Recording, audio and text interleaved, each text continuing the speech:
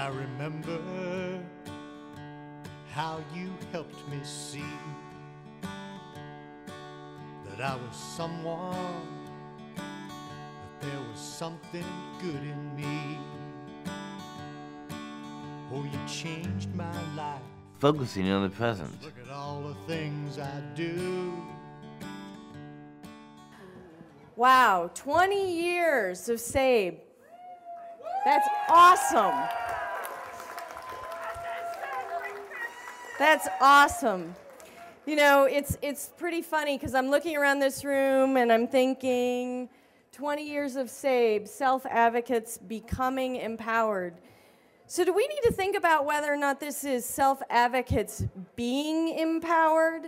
Because it sure feels to me like there's a lot of power in this room and we're past becoming. We've got the power. You guys are the champions at the heart of our work. And I'm so glad that you're all here in Kansas City. This is incredible. It's amazing to look at this room. I know some of you I'm new to. As Chester mentioned, I've been with ADD since the beginning of April, so I'm kind of new to this job. I'm pretty humbled and proud to be serving as the commissioner for the Administration on Developmental Disabilities. I'm going to talk a little bit today about some of the things that we're doing and talk about my perspective on the work that you do, and talk about how I'm hoping we'll all continue to work together. So, for many of you who've heard me speak, I like to tell some stories sometimes. My kids roll their eyes. You know how that goes. I'm sure many of you roll your eyes at your parents. But many years ago, when I was a young mom, I participated in Partners in Policymaking. Now, how many of you are Partners grads? Maybe some. Excellent, okay? And how many of you know what Partners in Policymaking is? Okay, so let me just really quickly, for those of you who maybe this is your first SABE conference or maybe you don't have partners in your state right now, Partners in Policymaking is an amazing, amazing opportunity in which self-advocates and family members come together and spend 8 or 9 months together, one weekend a month, learning about systems and supports and how to be good advocates, and learning about ideas like self-determination. So as a mom, one of the things that I did is I participated in Partners in Policymaking, and then I actually ended up being the program coordinator in Oregon on Partners. And so Partners is a pretty important part of my background. But so back when I was a young mom and I was first building my own advocacy skills and my own knowledge in the Partners program, it was really the first time in my adult life that I developed real and meaningful relationships with people with disabilities. Really, it was, and I'm not proud to say that. I'm actually kind of embarrassed to say that. But I think it reflects what happened in my generation, in that I didn't go to school with kids with disabilities. I didn't have people with disabilities in the places that I have worked. I didn't have people with disabilities visible in my community. And Partners really changed that and opened my eyes. And for the first time, I had friends and colleagues and teachers that were people with disabilities in my life. So one day, when I was at Partners, I asked my friend Ann, and at the time my daughter was about 3, I asked my friend Ann, who is a wonderful self-advocate, what her advice might be about how I could raise my daughter to be a strong self-advocate. And what she told me was really, really simple. She said 2 things. She said it's about relationships, and she said it was about letting go and letting risk. Let go and let risk. I said, okay, what does that mean? It's really hard to imagine when you're a mom and your child is 3 or 4 years old. And mostly what you're worried about is making sure that they don't do the crazy things that 3 and 4-year-olds do, like, put raisins up their nose, or see what happens when they take their sister's favorite toy and drop it in the toilet. You know, so like risks at that point are really kind of an odd concept when you're just trying to get through your day. So I said, well, how am I going to do that? Let go and let risk. Think about relationships. And what she said was, well, it's actually really simple, but it's not easy. She said, give her the same rights and responsibilities as her sisters. Let her try new things. Well, maybe not the raisin trick, but let her try other things. Encourage her to find her own passions. Make sure she has love in her life. And let her do things even when it scares the hell out of you. Let go and let risk. So I said, okay, so how am I going to know if I'm doing this right? Because, you know, it's pretty easy to make sure that the raisins aren't up the nose and the stuffed animals aren't in the toilet. But this relationship stuff and this stuff that's really, really scary to me as a mom is hard. And so she said, well, here's the deal. I'm going to check back with you 15 years or so when your daughter is 18. And if you tell me that she's never been in trouble, that she's perfect and wonderful and well-behaved, I will question that because teenagers shouldn't ever be described that way. And you will have made mistakes. And I will ask you if she has friends and love in her life. And if you can't look me in the eye and say yes, then you also have not helped with relationships, love, risk, and letting go. So then she stopped, and she and I, you know, so now I'm like, oh gosh, I'm never going to be able to do this. So she stopped, and she said, you know, every teenager finds a way to get themselves into trouble. And every teenager can use that to make friends. Sometimes it may be ignoring the little stuff, like when she blows off a curfew or she talks back to you. She needs to learn to follow the rules, but she also needs to learn how to break the rules, especially the ones that don't make sense. And it's your job as a mom to help her know who she is so she has those friends. Make sure that she has the confidence to explore, to make mistakes, sometimes break the rules. And as she grows into a young adult, get out of the way. Get out of the way. Support her and let her lead. Help her build interdependence as well as independence, and so that her relationships are based on mutual respect and love and belonging that goes both ways. Make sure she has social capital so she can take risks. My friend Ann is pretty smart. So I think as we're talking today and over the next couple of days, these are some of the things that I think we're still struggling with. 20 years after the founding of SABE, how do we make sure we all have meaningful relationships in our lives? How do we, the family members and the allies and the supports, get the heck out of the way and let you lead? You're doing a phenomenal job, sometimes despite us. And how do we assist you to pursue an agenda of self-determination and empowerment while acknowledging that we all need each other? We're all interdependent. We all need support. I couldn't be standing here today if I didn't have people supporting me every single day, regardless of whether or not we have a disability. So we need to continue to think about these issues together, and at ADD, we're here to work with you on all of these things.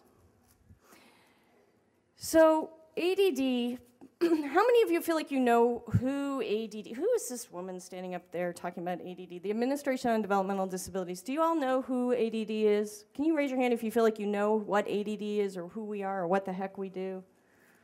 Okay, so maybe I'll take just a second and talk about ADD, because, you know, I think it's important to understand why I'm standing here. So there's the DD Act, the Developmental Disabilities Act, is a Bill of Rights that demands that the Administration on Developmental Disabilities supports a network of programs whose, and I'm going to read from the Act right now, whose role is to assure that individuals with developmental disabilities and their families participate in the design of and have access to needed community services, individualized supports, and other forms of assistance that promote self-determination, independence, productivity, and integration and inclusion in all facets of community life. So that's a pretty big thing to ask us to do. But we have a lot of great opportunities, in part because the way that the DD Act does this is it gives us this phenomenal network of people who actually do all the work, and then we just get to look good. So that network is made up of the DD councils. How many of you know what the DD councils are? Okay, so the DD councils, there's one in every state. Many of you may be here with your DD council or supported by your DD council, or may sit on your DD council and may be a member of the DD council. So the DD councils in each state are charged with developing systems change and supporting systems change and capacity building efforts that help with self-determination, integration, and inclusion. The DD councils every single DD council in the country supports self-advocacy efforts, in part because the DD Act requires them to. But they've also, long before the requirement, the DD councils have been active supporters of the self-advocacy movement. How many of you know what the protection and advocacy agencies are? The P&As, the lawyers. So the DD Act also supports the P&As, and the P&As are the folks who help us out with making sure that our legal rights are protected. Sometimes that means that they help us by writing letters. Sometimes that means they help us by suing people and going into court. And sometimes that means that they help us stay safe when someone is hurting us or abusing us or stomping on our civil rights. The P&As recently have been doing a lot of work around seclusion and restraint issues and making sure that kids in schools aren't getting hurt by seclusion and restraint. And they've also been working pretty hard on Olmstead implementation, which is making sure that people actually can live in community as the Supreme Court says they should have the choice to do. Okay, how many of you know what the UCEDs are? The University Centers on Excellence in Developmental Disabilities. Okay? So the UCEDs are our universities. They're our researchers, they're our trainers. They help us with making sure that all of the wonderful people who support people with disabilities know what they're doing, sometimes. They do a good job. They look at service, they work on service, they work on interdisciplinary training, they work on research, data, dissemination of information. We actually have two really great special projects that we're doing with the UCEDs right now that I wanted to mention. One is related to college opportunities, post-secondary opportunities for students with intellectual disabilities, and making sure that we have places in the country where students with intellectual disabilities can go to college. And ADD and the UCEDs have been helping universities and colleges understand how they can do that and making sure that they have some of the resources to support people to go to college, which is pretty amazing. We haven't had those opportunities. I hope my daughter, who's only 13, has that opportunity if we survive the IEP process for the next 7, 8 years. You guys know what I'm talking about. The last piece of the DD Act that has money, there are other pieces that we don't have money on, so I'm not going to talk about those because, as you guys know, sometimes it's hard to get things done when we don't have money. The last piece of the DD Act is called the Projects of National Significance. And the Projects of National Significance are really where we kind of think about what should we be doing next. And where should we be going, and how do we make sure we have the information that we need? Currently, ADD uses our PNS money for family support demonstration projects, data collection, supporting technical assistance and training activities, and self-advocacy activities. So those are the kind of core things that we exist to do. But then we're also part of the administration. We're part of the executive branch of the government, and we have a critical role to play in that capacity. So right now it's a pretty exciting time to be there working for President Obama. A couple months ago we celebrated the 20th anniversary of the Americans with Disabilities Act, and yep.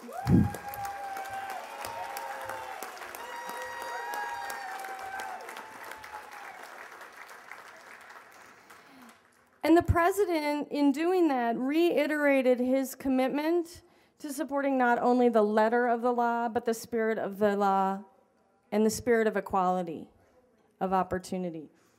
He signed an executive order directing all of us who work in the federal government to lead by example on employment issues, by hiring people with disabilities, and I'm proud to say that ADD, since I have started, the only hires we have made so far have been people with disabilities.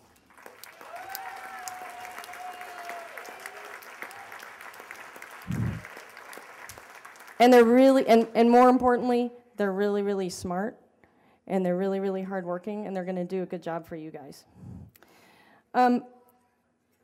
The other things that are happening really quickly in the administration are really focused on some pretty important issues for our community.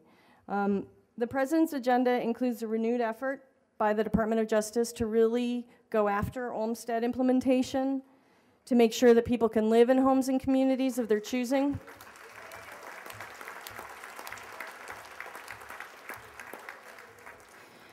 Over at HUD, at the Department of Housing and Urban Development, earlier this year, a whole bunch of money went out. We had additional vouchers to make sure that we had better access to affordable housing, specifically for people with disabilities, not just the senior community.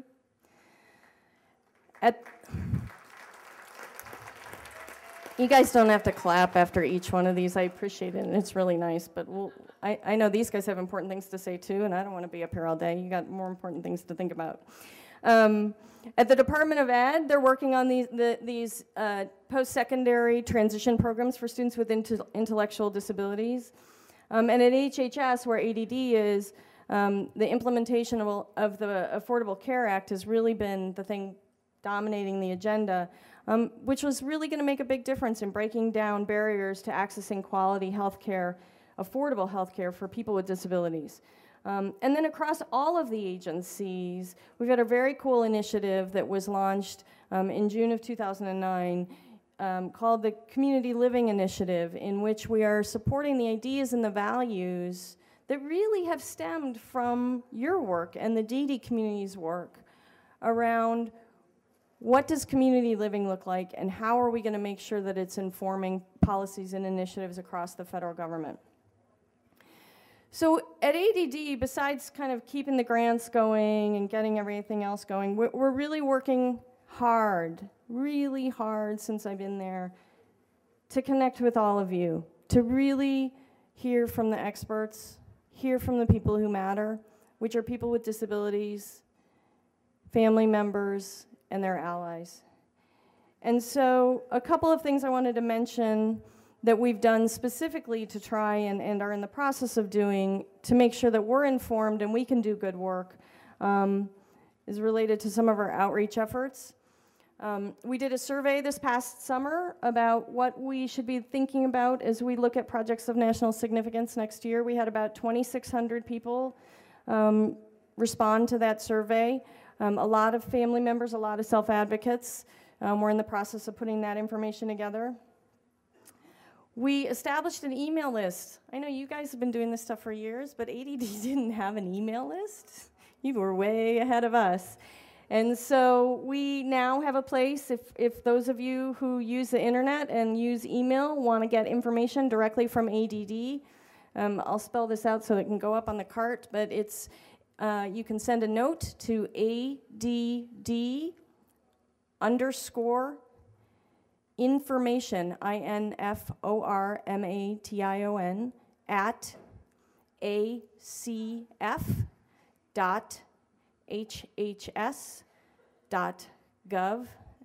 And I know that's not an easy one to remember, I apologize. But you can also find this on our website.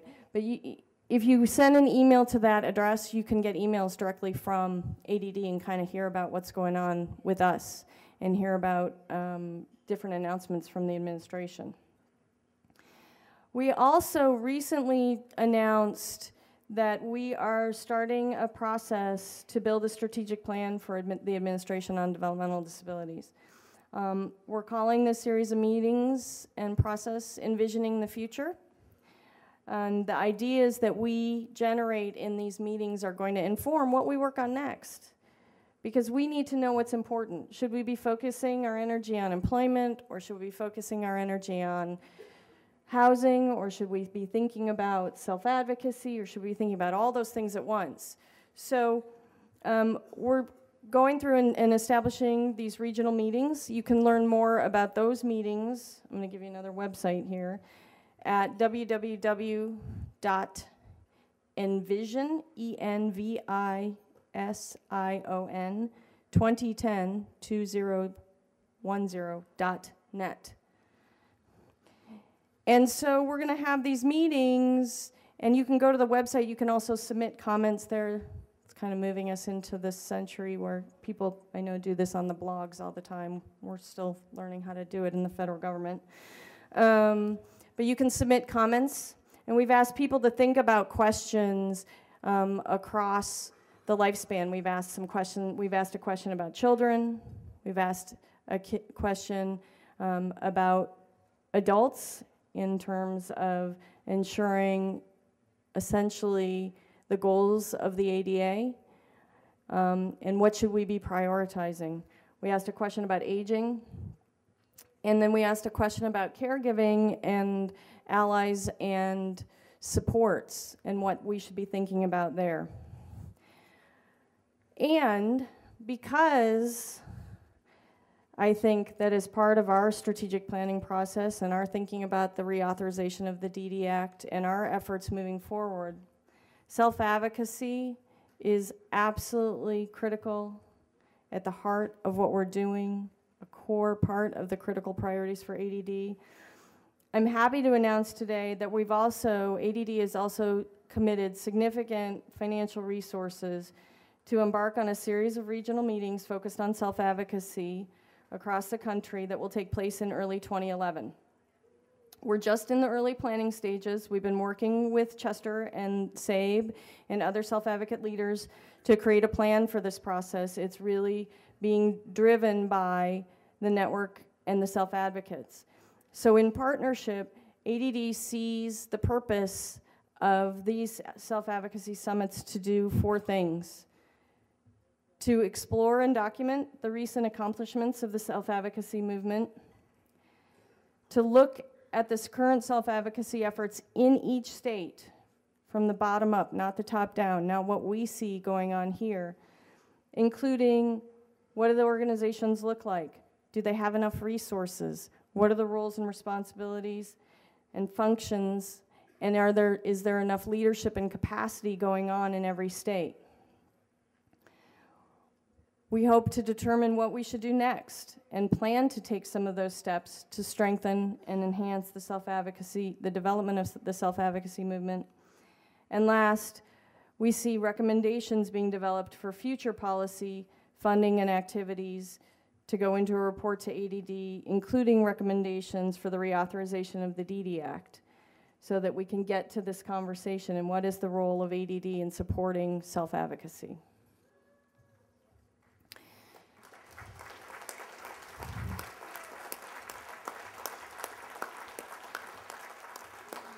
So I know it sounds kind of boring right now. It's a series of meetings, but at the end of the day, I hope that the next time we all gather together, or long before that, we'll be able to say that we had hundreds of self-advocates, maybe tens of thousands of self-advocates, if you guys can all do a good job, participate and inform us at the federal government on what we need to do to make sure that the self-advocacy movement grows, is strong, and has the resources it needs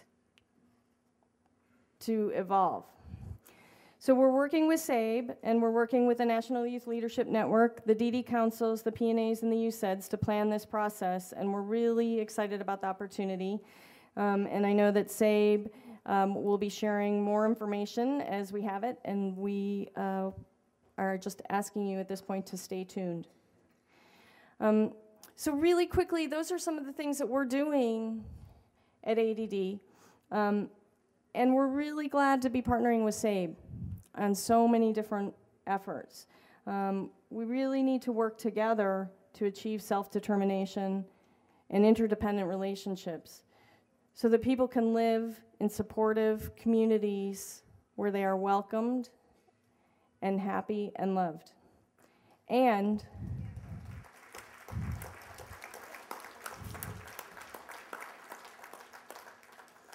where we can all take chances together. Right? So back to my daughter, because I have to finish out the story. So now my daughter's 13, so she is an adolescent, God help me. It's a bigger problem than the fact that she has an intellectual disability, let me tell you. So when I get that call in about 5 years, when my friend Ann calls me and asks me that question, what am I gonna say? Did I let her take risks? Did she have friends? Did she find a little trouble as a teenager? So just a few months ago, Zoe spent an hour in detention. Not because she did anything really, really awful, thankfully, but because she was with a group of middle school girls, and they decided to spend lunch in an unauthorized area of the school because they wanted time together and they didn't want any adults around. And so she came home with this notice, "Mom, I got detention." I had a stern look on my face. "Zoe, why did you get detention?" "I wasn't where I was supposed to be at lunch." And while I had to keep my mom face on as she told me this, inside I was full of smiles. Because she had chosen an appropriate rule to break. She had done it as part of community and part of being a group of friends. And I'm gonna be able to look Anne in the eye and said, "See, sometimes she took risks." We're all letting go. We're all learning to take risks. We're all learning to build relationships and building community, and I'm really glad to be here with you for this couple of days as we talk about those issues, and ADD is here to support you moving forward in making sure that you have those opportunities. So thank you very much.